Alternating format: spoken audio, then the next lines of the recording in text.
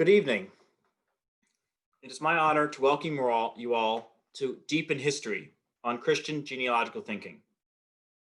My name is Terence Sweeney, theologian in residence for the Collegium Institute for Catholic Thought and Culture, which serves the University of Pennsylvania.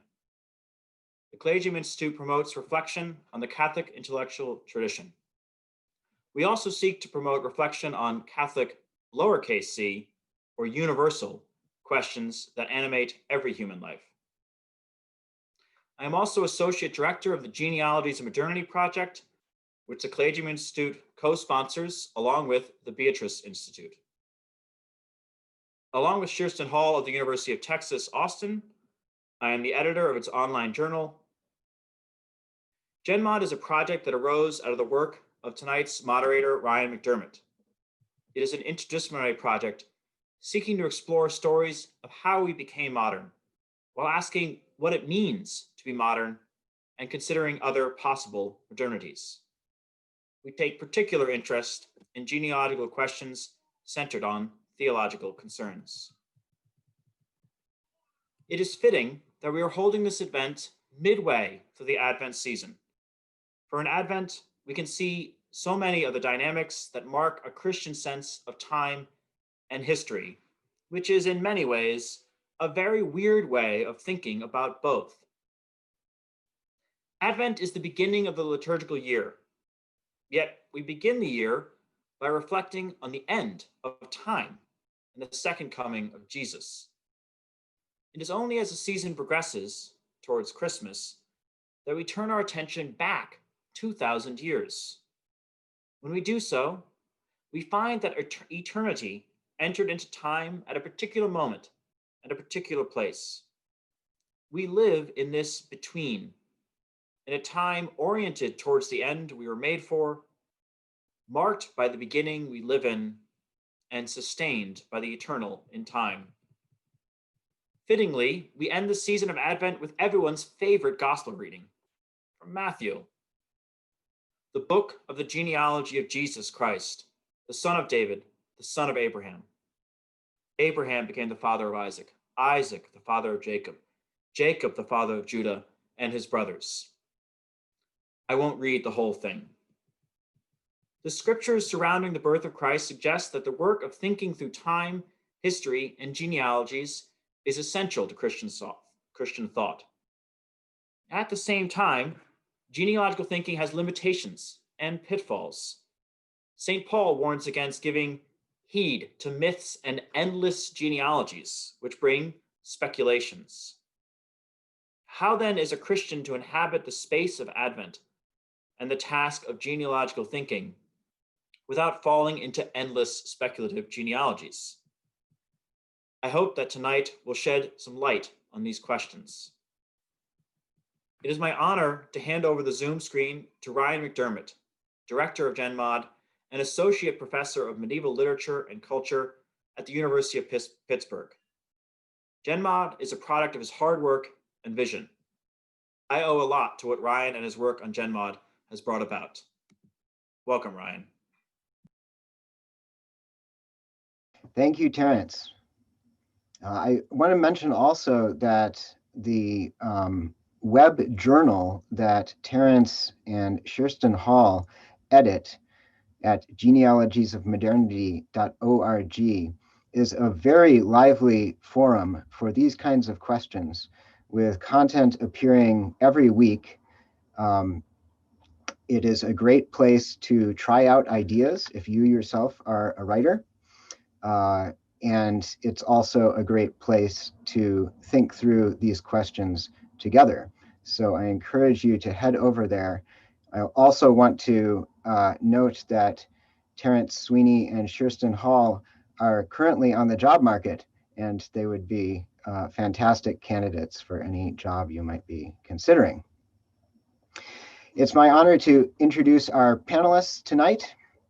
Thomas Pfau is Alice Mary Baldwin Professor of English and Professor of German at Duke University. He is also a member of the faculty of Duke Divinity School and the Bass Society of Fellows.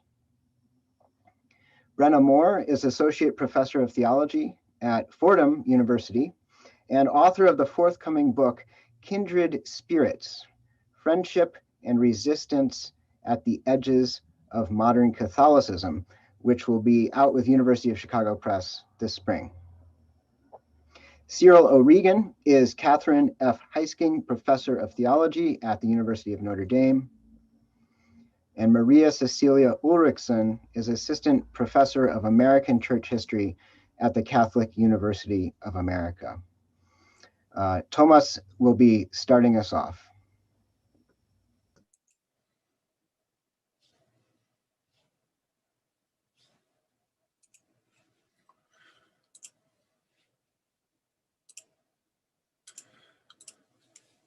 Thank you. Thank you, Ryan, and all the organizers for this wonderful event. Let me delve right into it. Let me begin by identifying some basic tensions that I believe are bound to complicate what the organizers of tonight's event call Christian genealogical thinking, which in turn is nested within the larger undertaking of genealogies of modernity. Not to bury the lead, my dual thesis will be that a genealogical approach to modernity is bound to replicate, both methodologically and substantively, the contours of what we seek to understand, and for that very reason is inapposite to Christianity.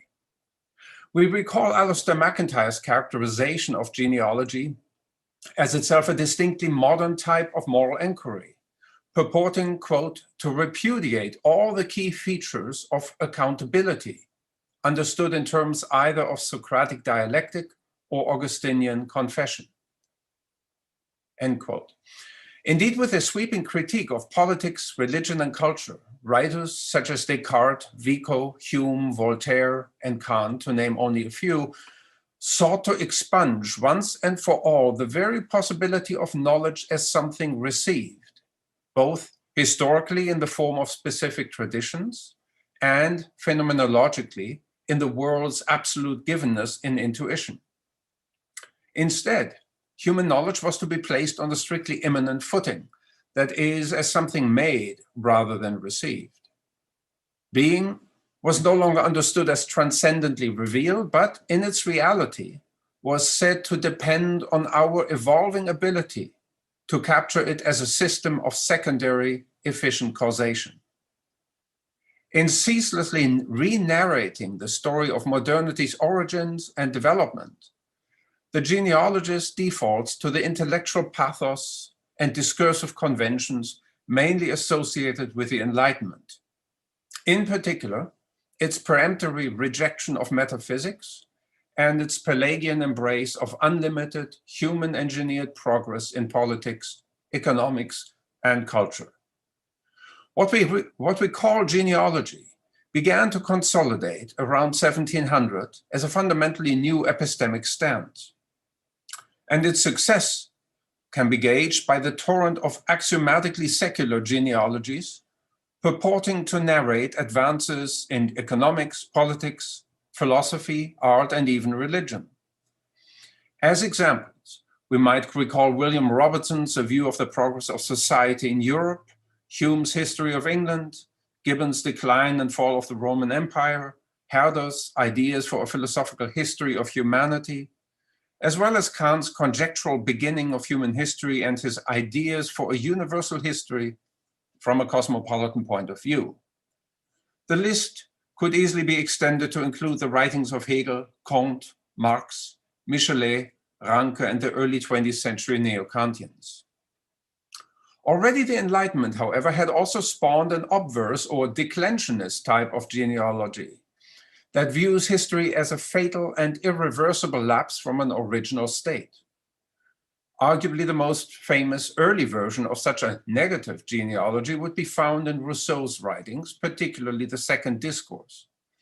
His decline and fall version of genealogy was subsequently inflected by writers such as Burke, Chateaubriand, de Maistre, Spengler, Toynbee, and also has continued in the lucid Jeremiads of more recent vintage by Eric Voegelin, Alan Bloom, and the fictions of Michel Houellebecq.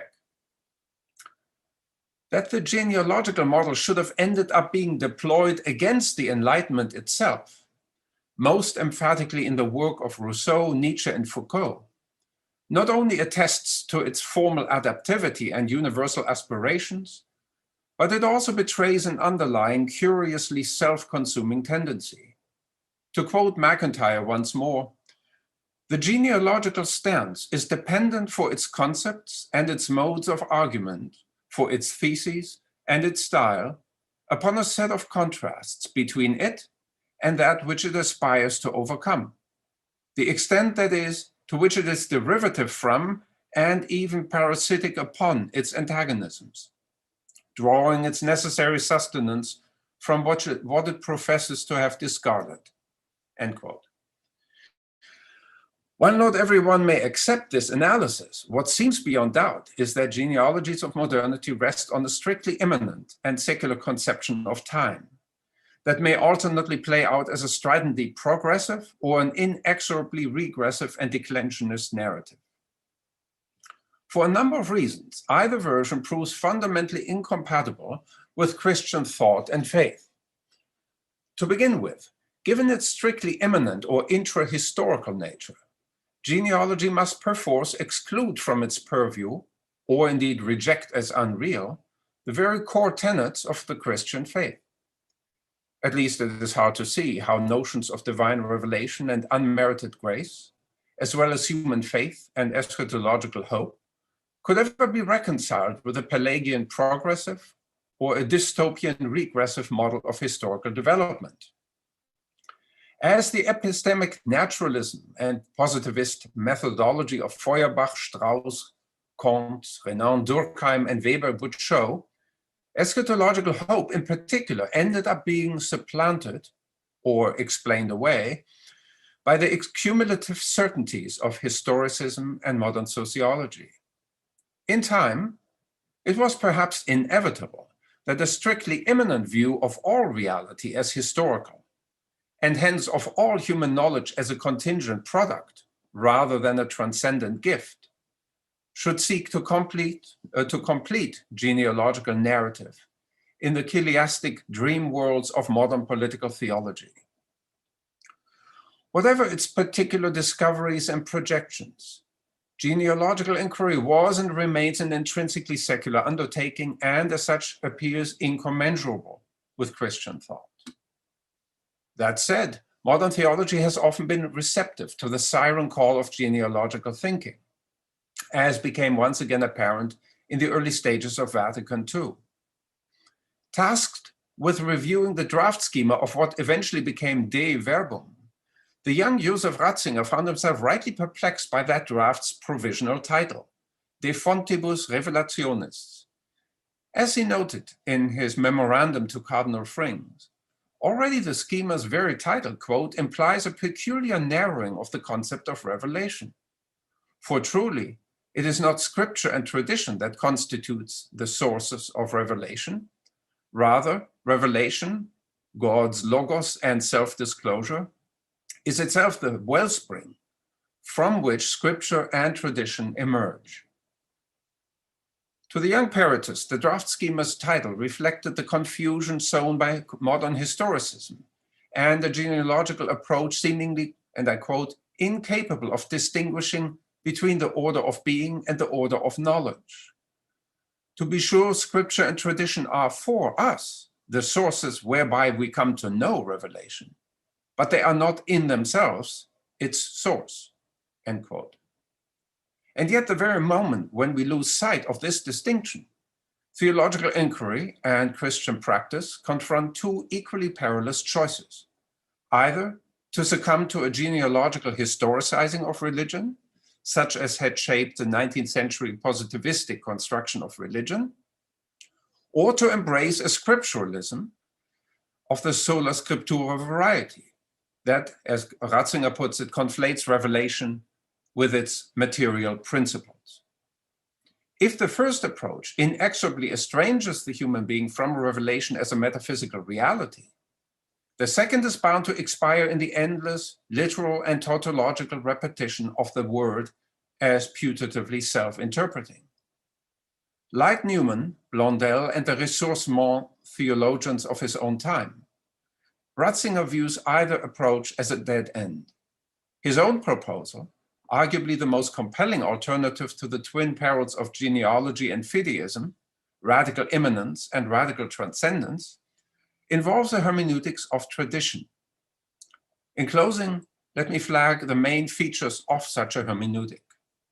What sustains a tradition and ensures its continuing development and vitality is the practice of exegesis, understood as a patient and humble drawing out of transformative meanings, found not only in scripture and but also a vast array of natural and aesthetic phenomena. Exegesis, and more generally hermeneutic practice, is essentially dialogic. If, to recall Bertrand Russell's distinction, genealogy is committed to an ideal of knowledge by detached historicizing description, and beyond that to achieving conceptual dominion over the fruits of such descriptive efforts, hermeneutics embodies the Anselmian fides quaerens intellectum, in that it frames human inquiry as an attempt to make explicit what we already know by intuitive acquaintance. Above all, a hermeneutics of tradition demands epistemic humility and what Merleau-Ponty calls perceptual faith. That is the cultivation of both our responsiveness to and our gratitude for the world's myriad phenomena, scriptural, artistic, and natural. Phenomena whose abundant givenness enjoins us to participate in them, both attentively and sympathetically. Defining of hermeneutic practice is thus not the genealogist's quest for univocal dominion over phenomena, but instead a dialogical and transgenerational pattern of call and response, exemplified by the rhythms of the liturgy. What not only recommends, but positively compels this latter approach is its essentially Augustinian view of knowledge as a gift and a manifestation of grace. To suppose otherwise is tantamount to denying a core feature of Augustinian theological anthropology, stridently reinforced by Pascal against his naturalistic and Pelagian contemporaries, namely, that the human intellect, and whatever knowledge it is capable of, is always already damaged, marked by duplicity and sin. Hence, the epistemic humility that I identified as integral to a hermeneutics of tradition is no mere subjective preference. Rather, it means to guard human inquiry from its inherent tendency to barter away the good and the true for the merely expedient, by insisting that we see ourselves as thoughtful curators rather than autonomous producers of a knowledge which, like any gift, can only be honored by being given away to those who follow us. Thank you. And I'm turning over to Brenna Moore.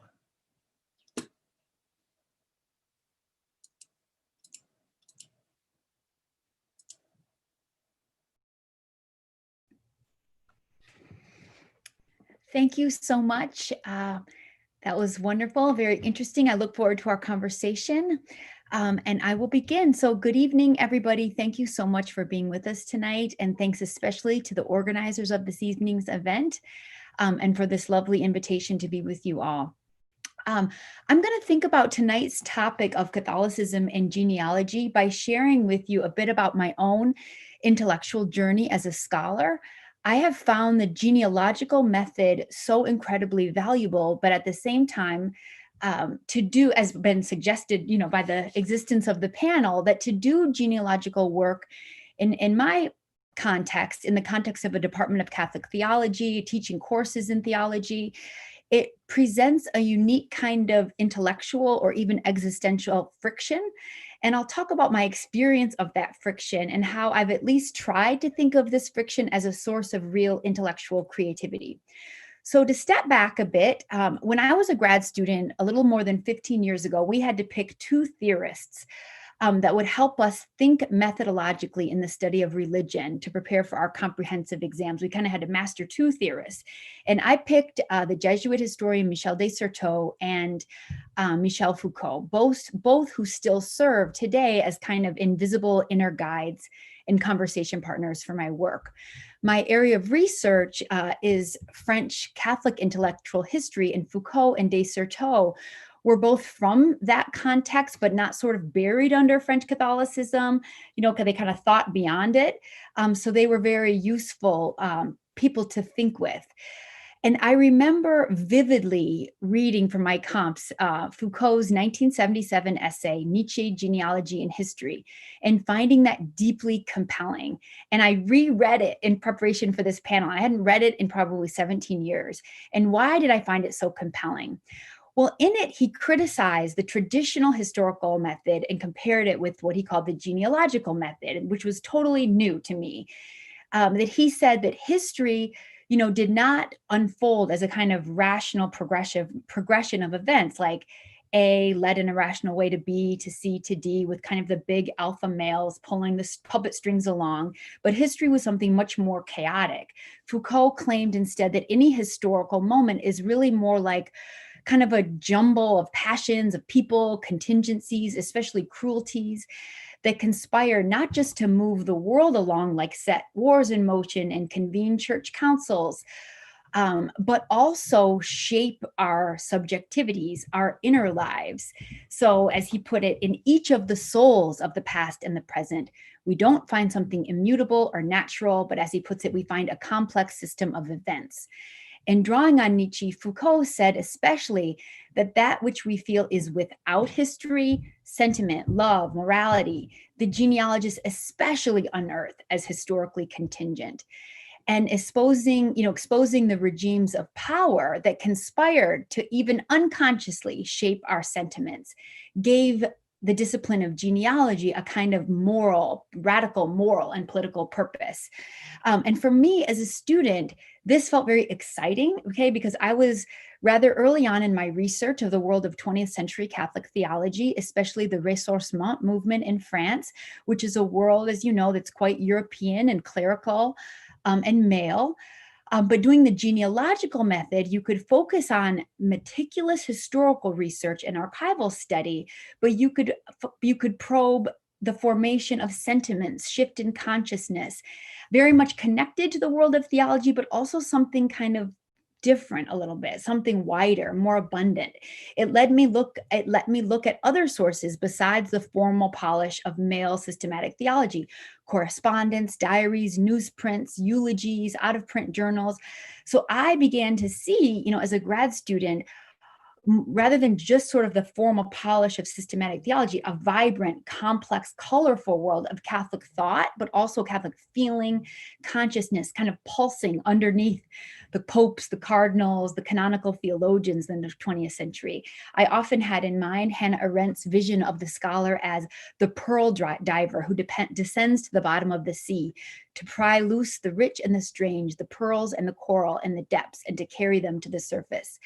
I began to see genealogical work as prying something loose, either from private archives or long out-of-print Catholic periodicals that were part of the feverish creativity among Catholics in the years leading up to Vatican II. So I did a lot of archival work in France and the United States.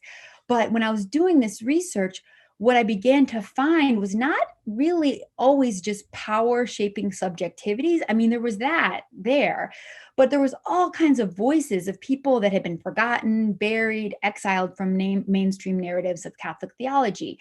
I found women who had entire lives full of intellectual theological creativity that needed to be recovered, like Raïssa Maritain, Jacques Maritain's wife, the woman I wrote my first book on, the poet and the contemplative, and many more women and lesser known people who had worked alongside Jacques Maritain, the personalist, the ressourcement theologians, men and women who played a role in the creativity of Catholic theology in Paris, and particularly in the 1930s to the Second Vatican Council, people who are rarely recognized.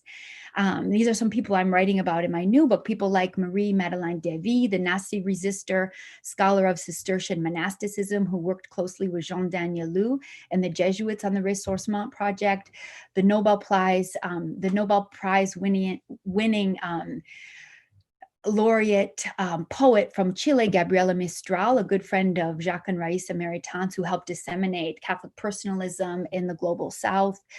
Claude McKay, a Black poet from the Harlem Renaissance who lived in France in the interwar period and converted to Catholicism in the US. And while these were all prominent thinkers and creators in their own time, I came to realize that when it comes to Catholic intellectual history, Catholic theology, women and people of color are too often treated as sort of asleep until the rise of feminist or liberation theology in the 19th, following Vatican II, when they awoke last in the 60s, 70s, and 80s. But these were extraordinarily prolific scholars.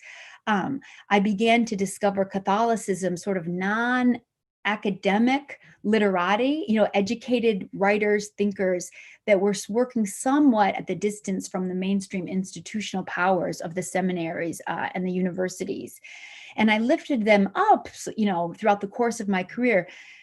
Not only, they were women, many people of color, not only seeing them as people who were subjected to the cruelties and contingencies of modernity, there was that, right?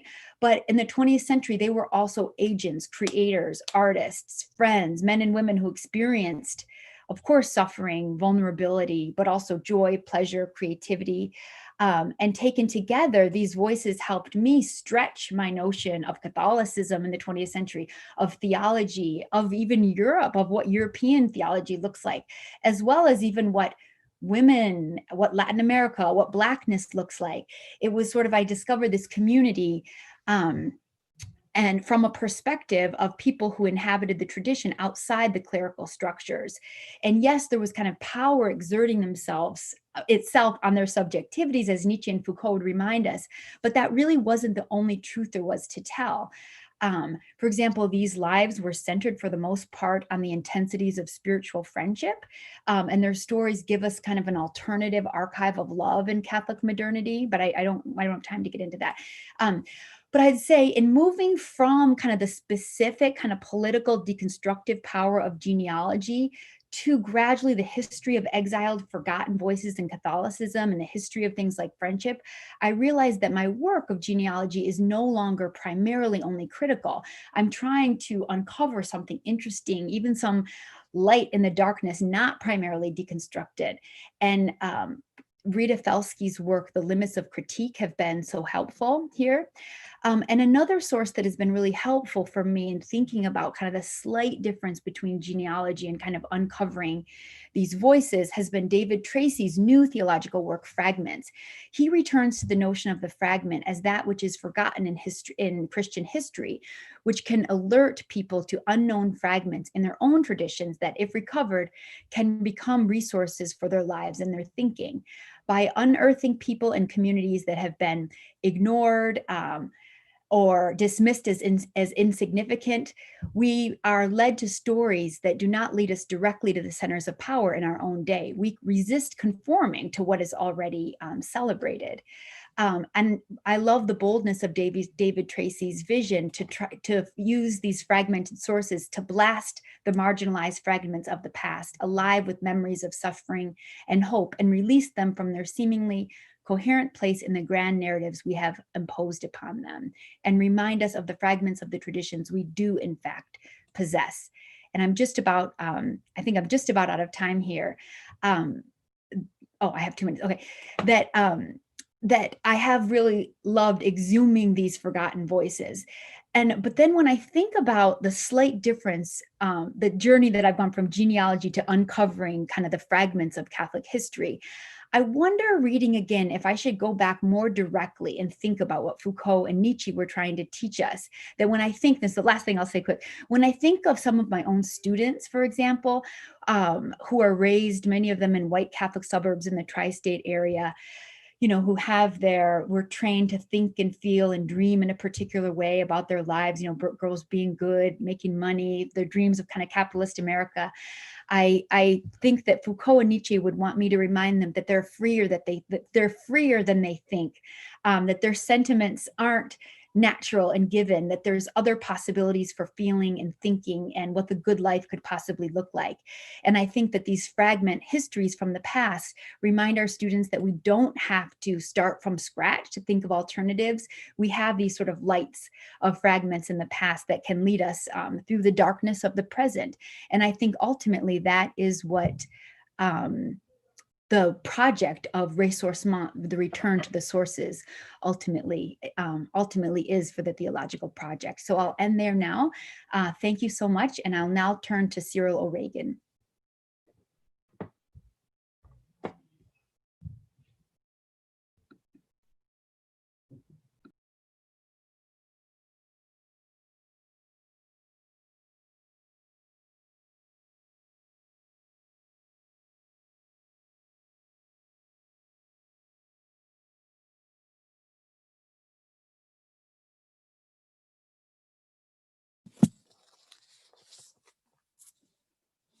For better or worse, I am best known as someone who has argued for the return of Gnosticism in the speculative discourses of modernity.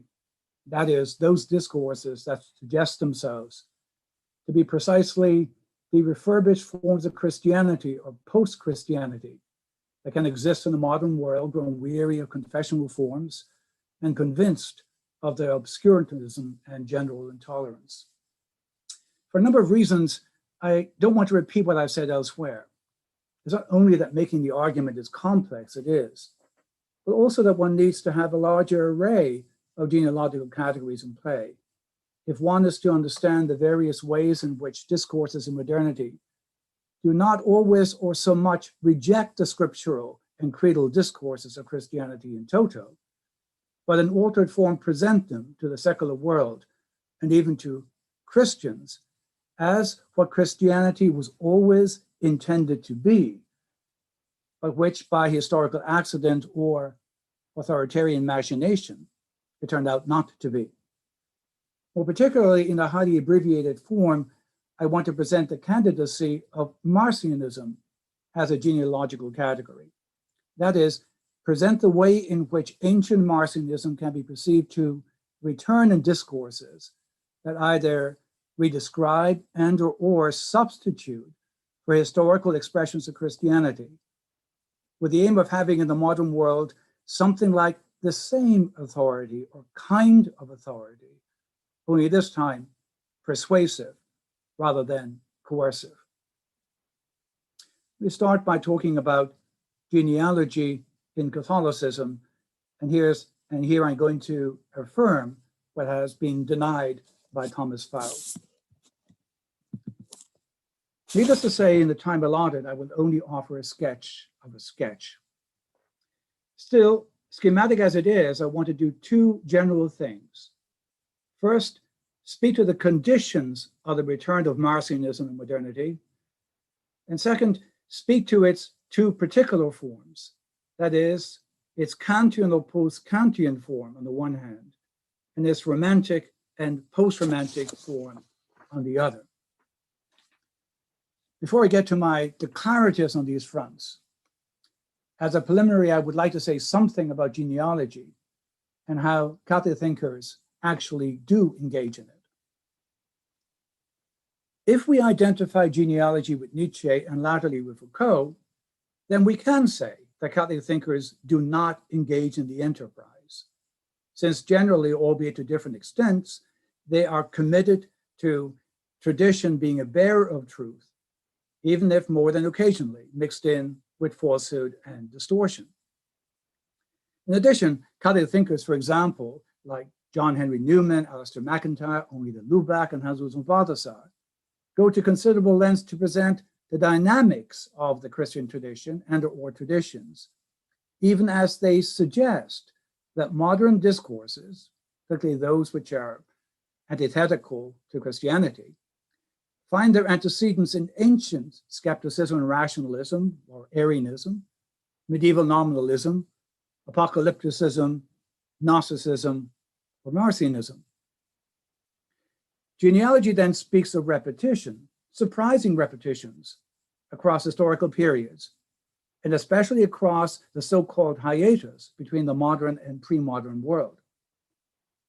Importantly, however, the genealogical activity is not only in principle secondary in Catholic thinkers, not always in fact, to retrieval and the development of the tradition, but it is usually reactive.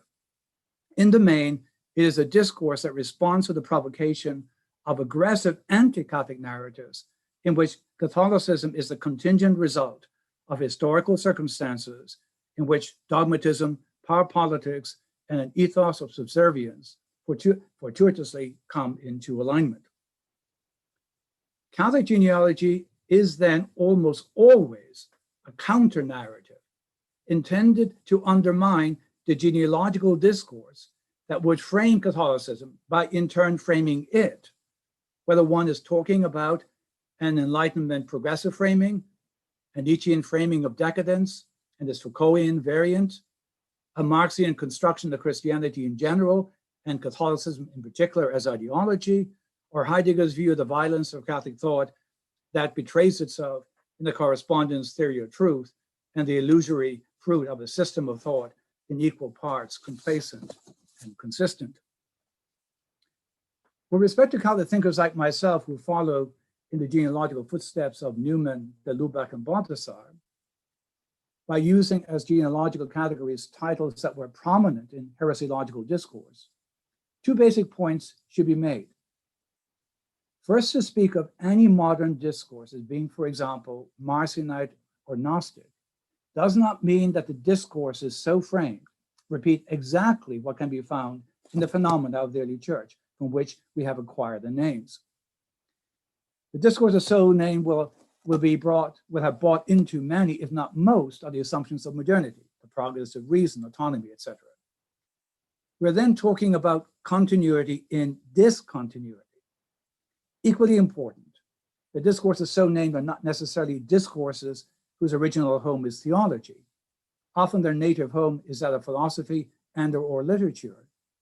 Even if these discourses achieve such broad social and cultural sanction that they make their way into theological thinking in due course, although sometimes migrating from one Christian confession to another. General conditions of the return of Marcionism and how we might recognize it. For a modern discourse to earn the label of Marcionism, there must be a sense that confessional forms of Christianity have failed in much the way that its Enlightenment critics suggest, but that certain aspects of it can be saved. What has to be abandoned is any and all version of Christianity based uncritically on the Bible or church authority, a creator God who is distant from the world and who deals with it in a capricious and offensive way, and the view of the creative order based on acceptance and the suffering of the social and political status quo, rather than on the urge and the energy to transform the world in light of human ideals of freedom, equality, and genuine human flourishing. Though the newly minted discourses of this type do not have to be theological in the strict sense, nonetheless, in all cases, there has to be some connection to the Christian narrative, though the accent falls almost entirely on redemption. The contrast between Marcionite and Gnostic discourses in the modern field should be noted, even if practically speaking they are related, and in some cases the one evolves or devolves into the other. As with their ancient historical correlates, modern Marcionism functions by subtraction, Gnosticism by addition. More particularly, Marcionism thinks that the gospel of Christianity is entirely about redemption, and that the created order and the creator God set the problem for human beings to solve. It functions therefore by truncating the Christian narrative of creation, redemption, and eschaton. In contrast, like their historical antecedents, Gnostic speculation, narrative in the larger, more tightly configured narrative, and revises the standard ecclesial meaning of each of the narrative episodes, like creation, redemption, and presents the altered narrative as a truth of Christianity. Two forms of modern Marcionism, the Kantian and the Romantic form. There are two essential forms of Marcionism. These are the Kantian and the Romantic form. I will end up sort of saying, well, actually, I think I'll try and say sort of both. In both cases, it should be understood that we're dealing not only with Kant and the stars of the German and English Romanticism, but also with their respective influence in general culture and the ways in which they have entered theological thought or at least come in for theological consideration. Of the two, the former is the better known and is easy to track. The foundational text in Kant is Religion Within the Boundaries of Reason Alone. There you find Kant interpreting the biblical narrative, focusing on creation and fall as the backdrop of the story of self-saving, which Christ is both the archetype and the stimulus towards the formation of the kingdom, which is a community of moral and ethical selves. Kant may well be a Christian believer, but for the purposes of his book, the Christian narrative is an allegory of the task of autonomy and its individual and social complications. The Kant of this text sets the term in a significant part of liberal Protestantism in the 19th century and beyond.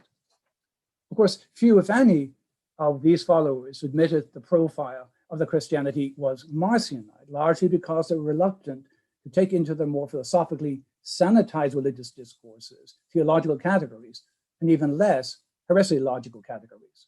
That would see too much to the theological tradition and arguably, and more particularly, to the Catholic tradition. Though Schelling, in his dissertation on Marcion, suggests that he's prepared to think of Marcionism as a cover term for a renovated religious philosophy that will go beyond and save Christianity, one has to wait until Harnack to see a historical theologian brave enough to see revisionist liberal theology going hand in glove with an animated historical retrieval of Marcion that amounts to nothing less than a recommendation. The second, far more interesting form of Marcionism is provided by the key figures of English and German Romanticism, who in turn exert influence in philosophical and religious thought of the 19th and 20th century. Speaking very generally, both English and German Romantics, while largely accepting of the Enlightenment criticism of confessional forms of Christianity as being moribund and oppressive, are reluctant to throw out the baby with the bathwater. Both forms exhibit a deep suspicion of the Enlightenment's very narrow view of reason and are skeptical regarding the definition and range of human freedom. Perhaps even at a deeper level, again, is a shared anxiety as to whether the new dispensation of reason will actually provide a live alternative to the community building and sustenance historically provided by the Christian churches. In brief, if we see in Goethe, Schiller, Novalis, Hölderlin, in Blake, the early Coleridge, and in Shelley, an attempt to disconnect Christ from the so-called God of Jesus Christ, the Jewish creator and legislator God. Thus, essentially, the structure of nemo contra deum nisi deus ipse, nothing against God unless God himself, the true God, Christ, or his substitute, Prometheus, Los, or Dionysius, is involved in a mortal ideological struggle with regard to whether and how human beings individually and collectively can move towards the kingdom of knowledge, freedom, and above all, love. This view is taken up by Hegel in the Phenomenology, which is ground zero for the death of God theologians such as Altizer. Of course, substitution of Christ by other more divine figures with a more human profile is but one of the substitutions to be seen. The other, as Abrams and other scholars of Romanticism have pointed out, is that of nature, regarded as irreducible to matter, thus sublime. One can see how both of these views made their way into American consciousness through Emerson and became background assumptions that achieve expressions in Royce and in the process thought of Whitehead, who wanted a closer connection between matter and spirit than typically avowed in the confessional traditions of Christianity. One can also see how romantic modes of thought have effect in various modes of ecological theology, and even in some forms of feminist theology. While literally dozens of theologians have come to mind with regard to each, perhaps Jürgen Moltmann represents a good example of the former, and Catherine Keller a good example of the latter. And of course, despite Heidegger's swerve from confessional modes of Christianity, and Catholicism in particular, his later work on the fourfold is best thought of as a belated species of Romanticism, a repackaging of Hölderlin, who wants the divine to be more immanent, but who is not prepared, like Heidegger, to give up entirely on the name of Christ. And with this, I pass the baton to Maria Cecilia Ulrickson.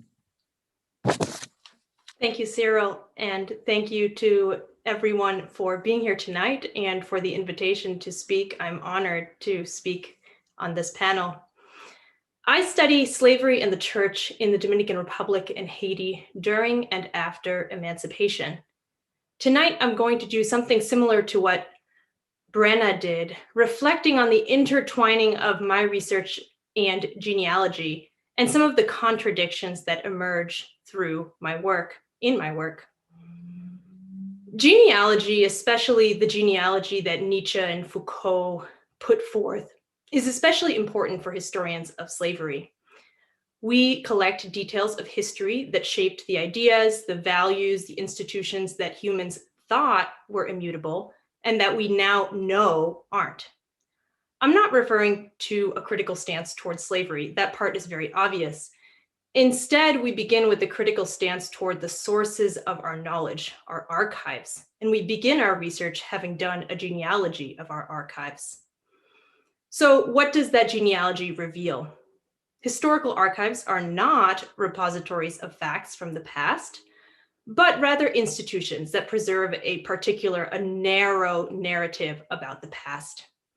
For historians of slavery, the first problem of the archives is pretty obvious. The archives containing records of enslaved people were produced and preserved by slave owners and slave societies, that is, the victors of history.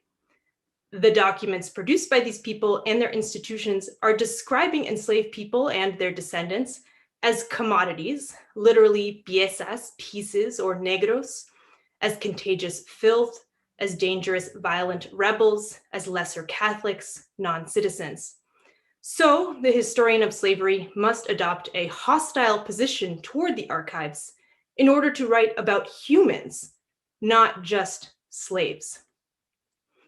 Archives are also not just inanimate places that hold partial truths, but tools designed by institutions or states to contain disorder or people or revolt.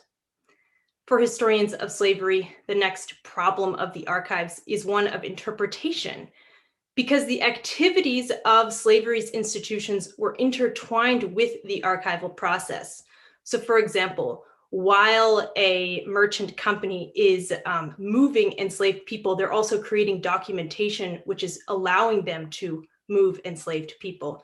So the generation and the use of boilerplate, the transportation of paper trails like those, the categorization of documents, all of these things are tools for extending slavery.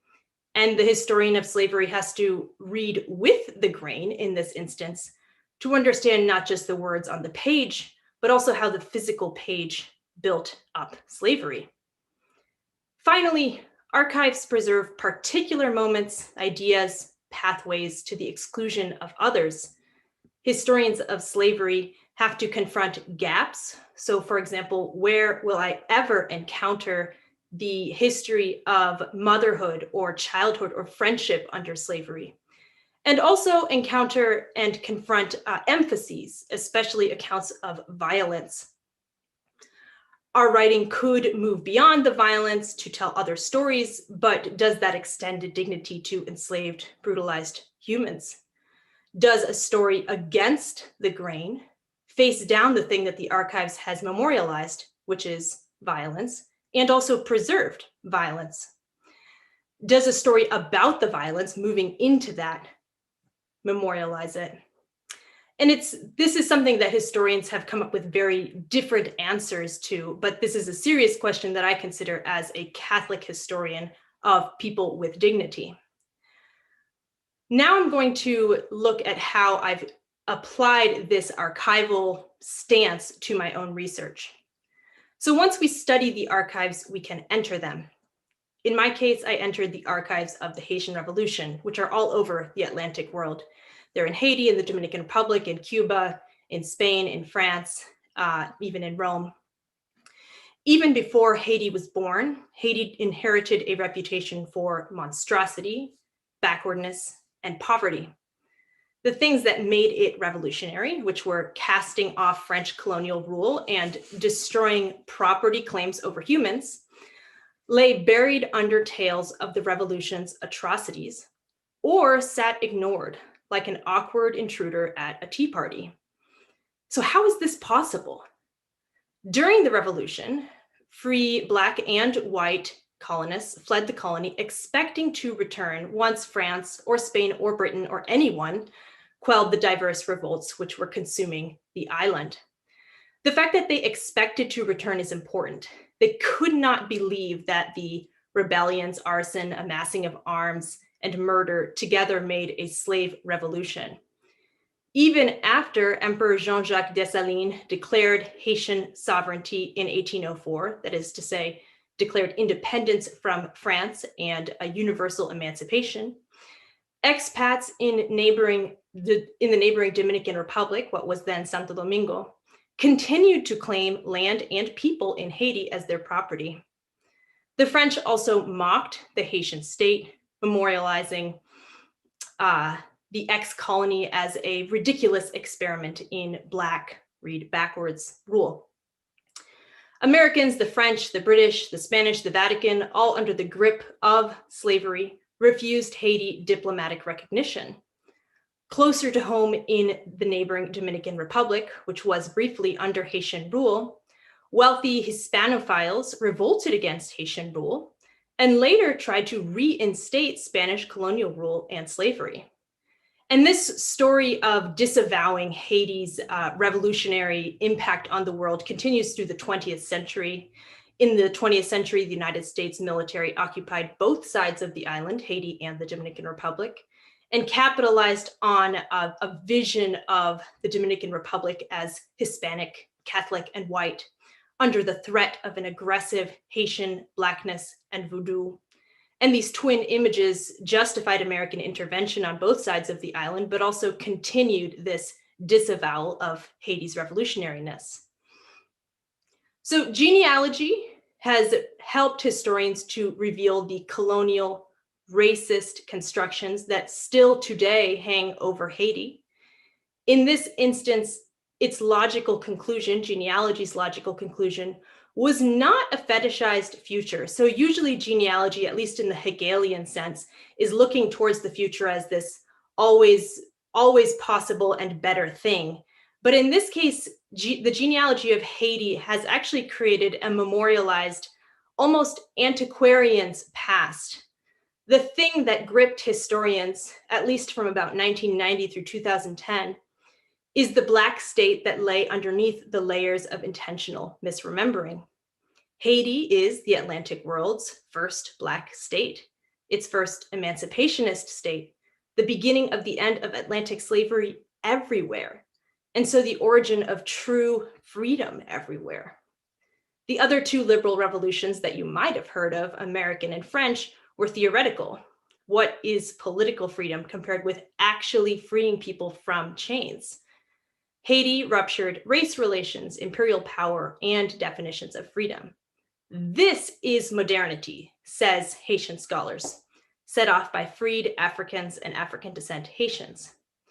It is a modernity that does not extend to the present, however, because our genealogical work has not yet freed contemporary Haiti from the prison created by monstrous tales, the slaveholding West, and expats in denial.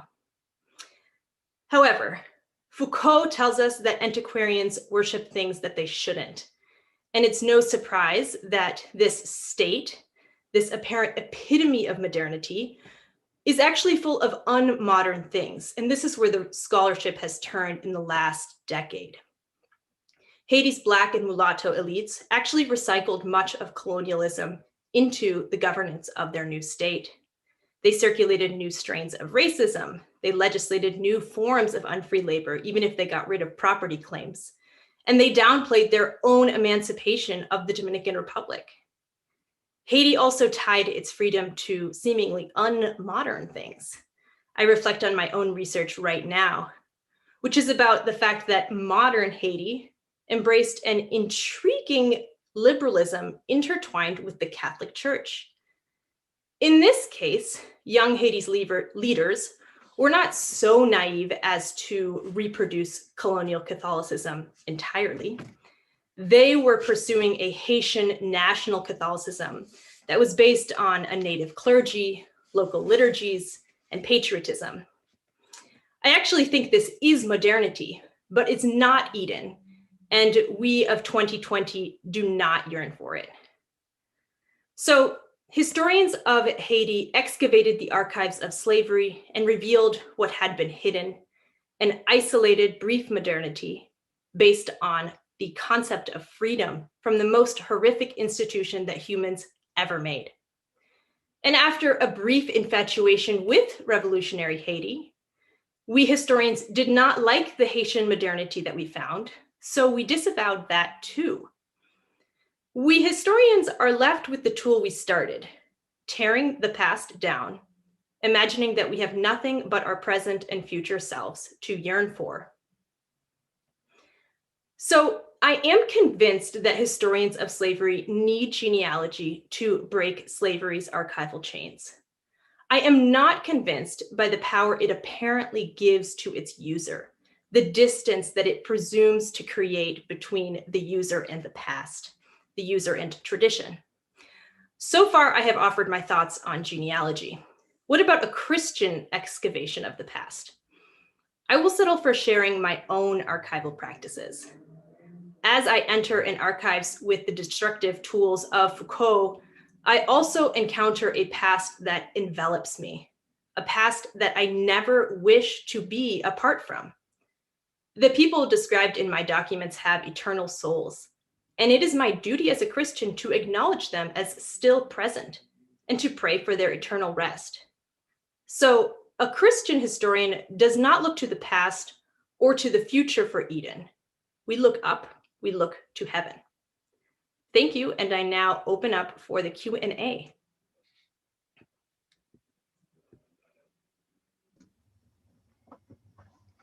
Thank you, all of our panelists. I am going to start us off with a few questions. In the meantime, we hope that all of you who are watching and listening can type your own questions into the Q&A interface. And then we will be getting through as many of those as we can after this first round of questions. So I'd like to begin with a question concerning literal genealogy, that is inquiry into family lineages. And this literal genealogy has offered a methodological analogy for a variety of fields, including very early on evolutionary theory and critical editing, which both adopted the diagrams of family genealogy in order to achieve their goals of tracing lineages among manuscripts or organisms. So it's helpful to think about these literal examples. And Maria Cecilia, I think your research speaks directly to this. So you describe how slavery disrupted family lineages, and the archives lack the information necessary to understand, for example, a history of motherhood or a history of sisterhood. So where does this leave literal genealogy? If you're a Haitian or a Dominican who wants to go back and trace out your family tree, my guess is that you're running up against a black box when you hit these slavery archives. You can never get back to Africa. So what is that experience like? So this is a fantastic question. Thank you, Ryan, because it's actually part of what led me to my research in slavery. And that's because I'll start with the Dominican side. In the Dominican side, genealogy is one of the tools that people use to create distance between themselves and Haiti. And this is something that's still happening today and is very ingrained in the common culture. So the very concrete example, I am Dominican. My mother is from the Dominican Republic. I grew up always hearing about my Spanish, very white, great-great-grandmothers. I never heard about anyone else. And this desire for whiteness as part of the genealogy that we can point to is a Dominican orientation towards Haiti, a rejection that the Dominican Republic had any slavery in its past, a rejection of the Haitian emancipation that ended Dominican slavery, and a rejection of the things that bring the two sides of the island together, that hold them in common. And it's really powerful because everyone has a Spanish grandmother, no one has an African one, apparently. And this is, of course, not true when you do DNA tests. On the Haitian side, what you encounter is perhaps the exact opposite, which is that the archives are so patchy that you can't do actual genealogy, but you do find examples of people who wish to draw connections to the Haitian Revolution and will create imaginary genealogies for themselves that connect their ancestors to Toussaint Louverture or Jean-Jacques Dessalines. And this is something that Papa Doc and Baby Doc Duvalier, during the dictatorship that held Haiti in its grips for the 20th century, this is something that they did in order to cement power. So you see in both of these cases that genealogy is trying to accomplish something that has to do with Blackness and that has to do with the past. And it's not just about the individual or their ancestors. Fantastic, thank you. Brenna, you describe a trajectory and experience that I think many scholars of the humanities can recognize. I certainly did myself. The turn in your recent work seems to be very integrative, so or reintegrative. So instead of prying loose, as you described it, it is bringing together, reshaping, reforming narratives of modern Catholicism. So I wonder, does the language of tradition seem useful to you here? Do you see this as an exercise in reconstructing or reintegrating tradition? And if not, why do you prefer the term genealogy? Thanks, Ryan. And thanks, Maria, for your answer to that last question. That was really interesting too. I do think that the term tradition is still useful, but I think about it as, I think of tradition primarily as, a debate, a conversation, kind of a area of contestation of what counts as tradition. And I'm constantly trying to sort of stretch what we understand as Catholic tradition and see that there's so much more variety to that to the tradition than we typically acknowledge or typically come in contact with. And I think, some of my models for thinking about kind of the historical, just primary, when I think of genealogy, I think of more unmasking of power and revealing the way in which power exerts itself on subjectivity. And I think of that as a particular kind of historical research that I find very provocative and sort of radical and political, but a little bit different than historical work more broadly. But I was very helped and continue to be helped by scholars like Desserteau or even de Lubac, who worked in the ressourcement, who were really thinking a lot about integrating new sources they were discovering from the past and trying to think about integrating them with the spiritual questions of the present, theologies of the present, and finding that these new sources they were uncovering. De Lubac even uses the word archaeology, like it takes sort of dry archaeological work of translation, archival, like finding new material, but he uses a lot of language like, well, you do archaeological work and you kind of tap a well and you find life, you find something that's a real source that can give us sort of theological sources in the present. And they were constantly trying to expand what counts as tradition beyond neo-scholasticism. But they were, I would say, one thing that's different, is they were really trying to find very a kind of fraternal relationship with the new sources they would find in the past. Like the church fathers very much wanted to identify sources that could very much inspire in the present. Whereas sometimes when I find Claude McKay or Raissa Maritain, sometimes they're so strange, they're so different. There's things that I can't be fully assimilated. Like I kind of I'm happy to kind of linger on their otherness maybe a little bit more. But I am constantly trying to break open what Catholic tradition looks like and see it as something much more inclusive. I mean, if you're a woman studying Catholic theology, just to kind of show student sources that are relatable and create a more inclusive narrative, you have to kind of break things open, I think, a little bit. Thank you. Yeah, that analogy of breaking open is, I think, one that should stay in play in the conversation.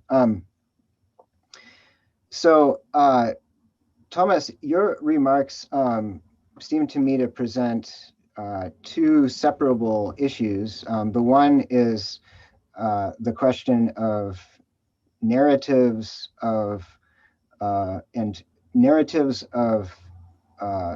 Enlightenment or counter-Enlightenment persuasion that attempt to define modernity by reflecting on its history.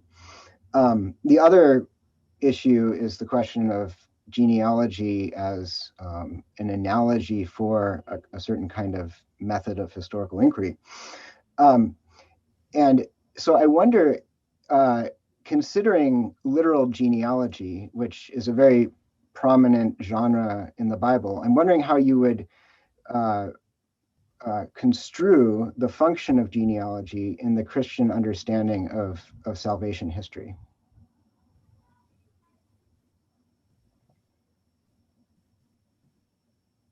Oh, I think you're muted, Thomas. Let me maybe build on a couple of things that Brenna just said. I think that it does make sense to think of historical inquiry as the overall sort of way in which we achieve orientation in any field that has an interpretive dimension to it. Within that, there are then a number of possibilities. And I think Brenna's example of de Lubac, I think, is a very good one. I mean, there is someone who has a kind of endless capacity for reminding or recalling to us, voices that in particular constellations clearly exercise significant influence and a certain kind of interpretive pressure on those who succeeded them.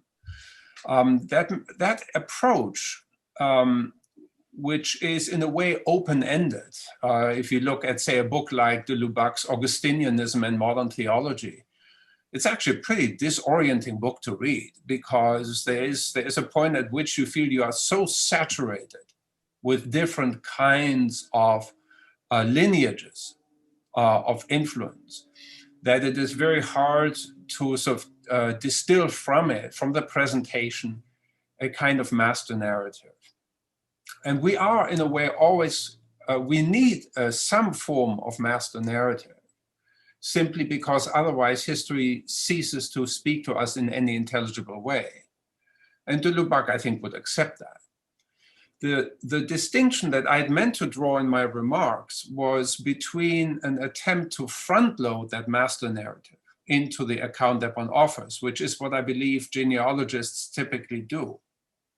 And on the other hand, allowing a narrative of some kind to emerge, not because we meant for it to be there, but because the pressure that is generated by our reading of texts that are evidently in communication with one another is building toward a certain kind of insight.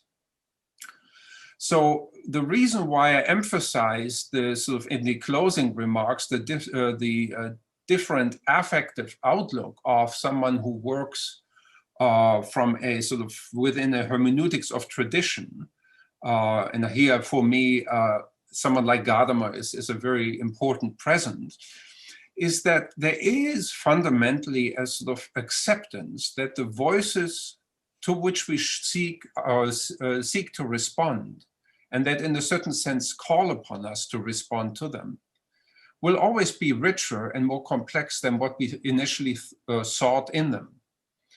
And this is, I think, this is in a way a certain kind of interpretive chastening that I find consistently to be absent from modern genealogical accounts. I mean, an extreme example of that type would surely be what Nietzsche, say, in the Antichrist says about Augustine. Is really, in many ways, I think, for a writer as brilliant as Nietzsche, it is an embarrassment. He clearly hadn't understood Augustine at all. Or he was perhaps so intent on misconstruing him that you know, the sort of dimension of what Augustine is really up to simply fades away very quickly. So it's really this, the question is whether we really sort of front load into our account a particular narrative to which we are a priori committed. A narrative typically of emancipation from the past, of an overcoming of the past, and a narrative that therefore in a way presumes a tremendous degree of moral integrity that, frankly, I think is simply not ever available to us as human beings. There is, I think, deep within the genealogical approach, there is an immense amount of hubris. The question that I kept sort of pondering as I listened to the remarks was whether in a way we have come to the point where we think of all historical inquiry as genealogical. Whether this has in fact, since the days of Nietzsche and perhaps even the Enlightenment, of which of course he predictably was fiercely critical, whether it's established itself simply as the default when we think of historical inquiry. I think that the Catholic intellectual tradition is perhaps the only one in which I see still a robust alternative to that assumption. You're muted. I mean, just to maybe reiterate the question, you're talking there about critical genealogy, and the question is, I mean, among many questions, the question is, where do you see genealogical method at work in the history of salvation, since the Bible does use a genealogical analogy there, and one that in some cases is highly disruptive of the search for human origins and royal origins? Well, it would presumably be most conspicuous in the history of typological interpretation. That is itself, and a certain kind of supersessionist account of Christianity that has, I think, always been quite prominent and always quite troubling. So that would, I think, that would be a broader issue than to raise, but I think that's the relationship of New and Old Testament and of how Christianity in its early phase in particular positions itself vis-a-vis the Judaic tradition. And that remains obviously a live and often a very deeply vexing issue. That's where I think, to me at least, the heart of the matter would be from within the theological and Christian sort of context. Thanks.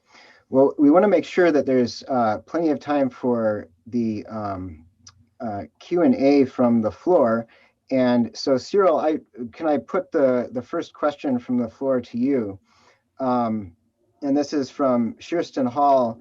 She says, Professors Moore and Ulrickson focused on what the genealogical method for their research consists in. I'm also wondering how and if the genealogical method is important for how you teach in your fields, especially survey and intro courses for undergraduates. And I might add, even if you're teaching a kind of anti-genealogical method.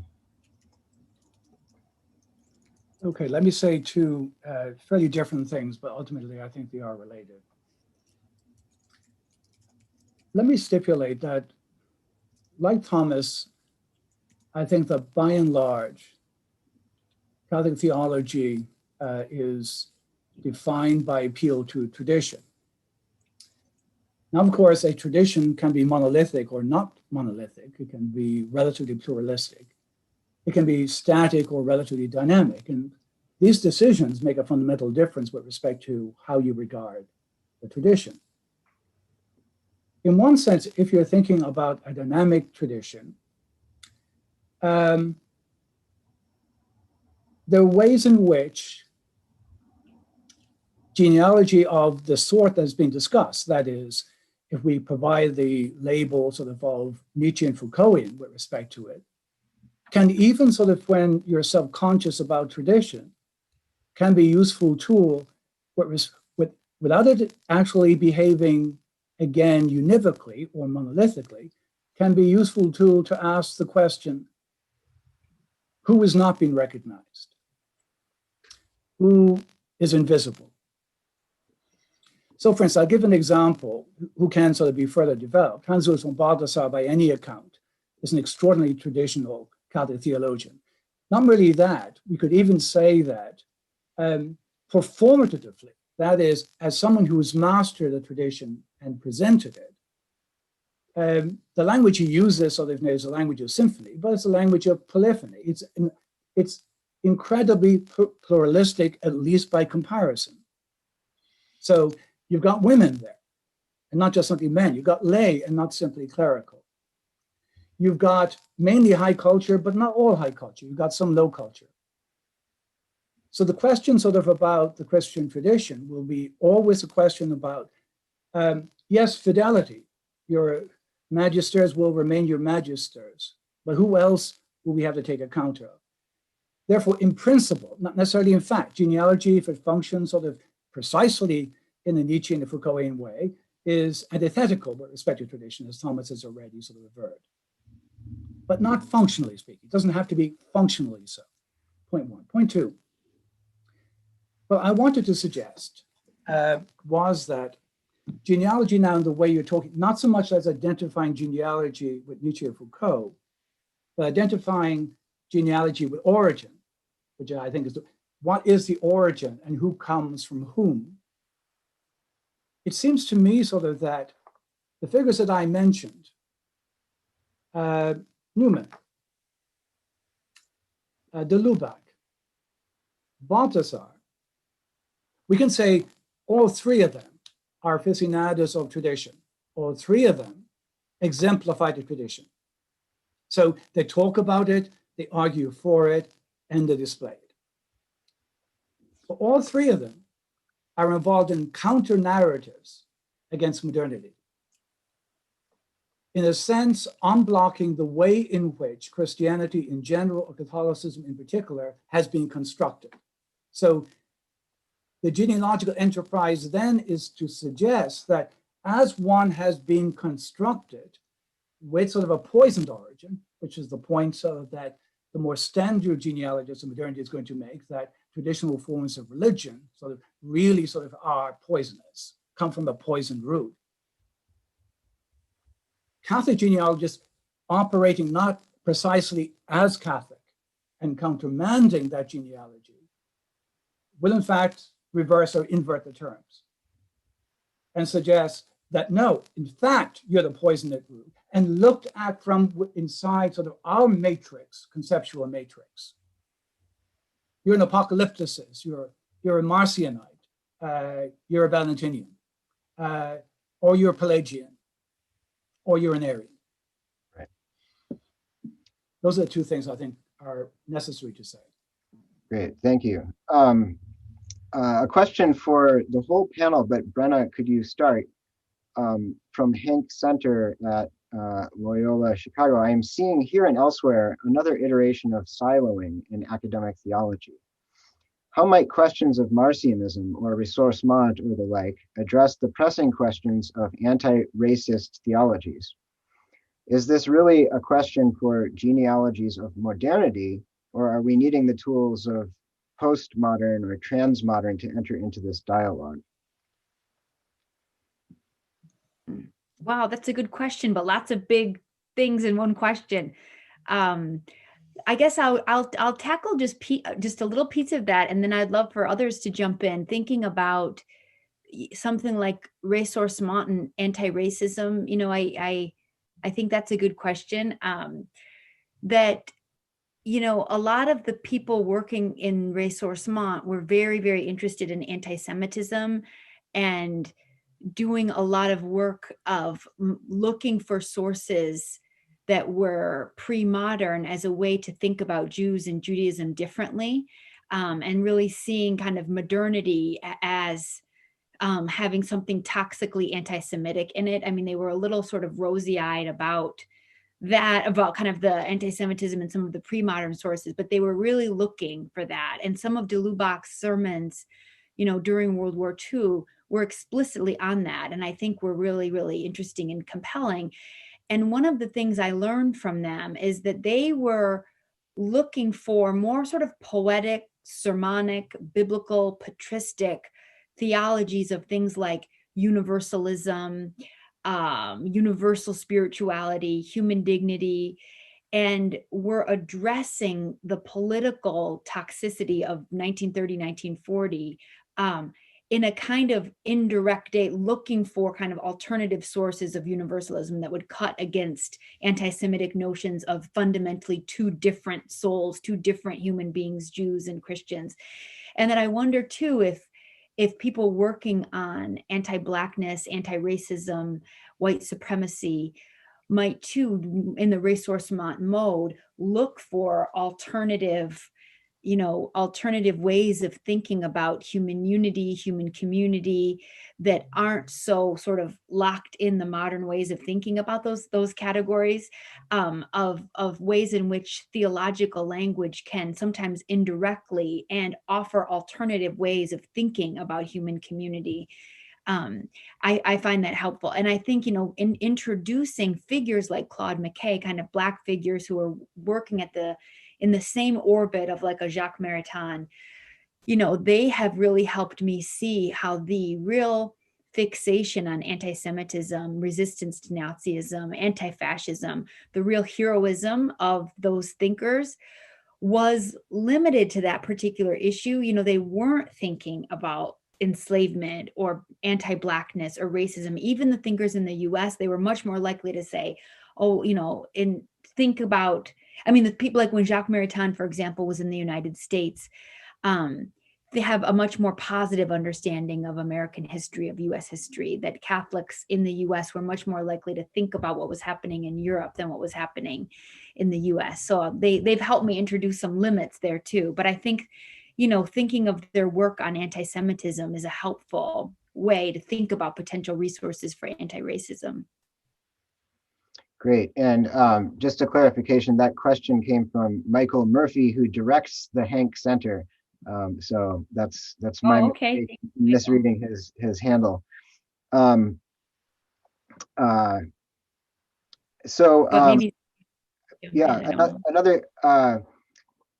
question here for Drs. O'Regan and Ulrickson. Dr. O'Regan focused on certain figures of the Enlightenment, Kant, etc., and Romanticism, Hölderlin and Schelling, who set the terms for various kinds of genealogies and their relation to Christianity. Dr. Ulrickson outlined how Haiti wrestled with the place of its revolution in modernity. What is interesting is that the thinkers of the Continental Enlightenment were contemporaries of the Haitian Revolution. To what extent do the two events, the movement in scholarship and the movement of liberation and social upheaval, illuminate each other? And that question is from Bruce McCuskey. So maybe I'll start, but only again touch on a little part of this, which is that there is a strand in Haitian scholarship that contends that the continent was wrestling with Haiti, that when Hegel is thinking about slavery, he's actually reflecting on Atlantic slavery and the bondage of humans, not just the enslavement of the will or of the political man. But I think that I have not yet encountered an example of a conversation across the Atlantic, where I see Haitian action actually directing continental philosophy, and you could certainly correct me, Thomas, if this is something that you would like to jump in on. The thing that I find so significant about the Haitian Revolution is that I do identify it as a moment of modernity, and the reason that it's actually modern, unlike anything else before it, is because this is actual freedom, as opposed to just a theoretical freedom.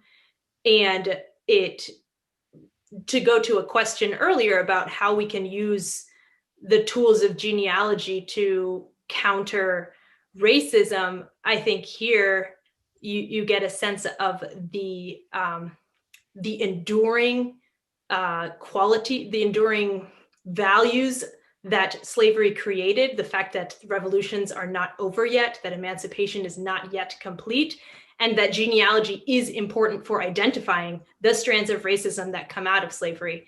And I don't see this as something that a Christian intellectual tradition offers. You do need genealogy for it. Great.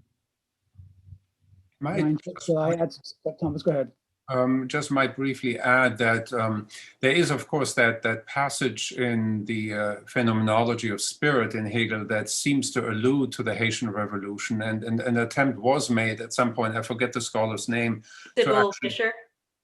No, someone else, but earlier, to sort of hinge an entire reading of Hegel's phenomenology on that particular context. Terry Pinkert, a rather eminent Hegel scholar, actually has, I think, shown that Hegel's access to any concrete information about what transpired in Haiti at the time was absolutely minimal.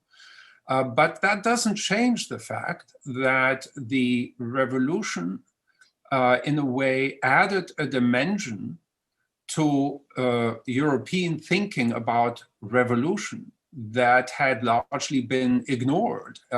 It injected the whole question of race into the understanding of what the revolution might mean as a political event. And that only 15 years after the French Revolution. So it was, it greatly complicated the narratives. And precisely at the moment, 1805, when the French Revolution had sort of been extinguished. So it's a fascinating constellation. I just mentioned to Maria Cecilia the wonderful story by Heinrich von Kleist, the betrothal of Santo Domingo, which is set in that particular moment in history, and it's a remarkable narrative, as I think you will agree. But that's, that's sort of one thing I would like to mention. I would perhaps add one facet to the previous question, which is closely related of racial justice questions in relation to theological work, genealogical work in Christianity.